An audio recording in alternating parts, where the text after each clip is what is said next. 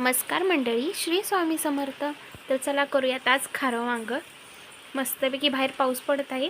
इथं मी वांगं स्वच्छ धुवून मिठाच्या पाण्यात ठेवले आणि इथं मसाला बघा काय लागतोय ते लसूण, मिरची, कोथिंबीर, जिरे आणि खोबरं हे मी थोडंच घेतलेलं आहे नावापुरतं.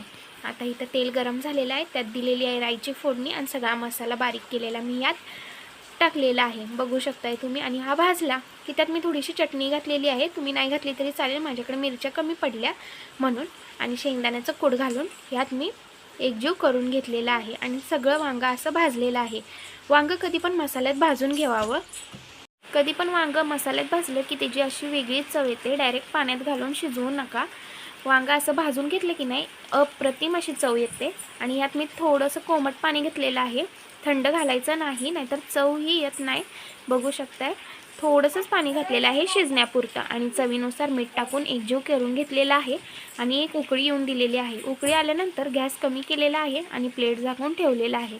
तुम्ही हे खारं वांगं एकदा नक्की ट्राय करा आणि माझे व्हिडिओ आवडत असेल तर लाईक करा, सबस्क्राईब करा.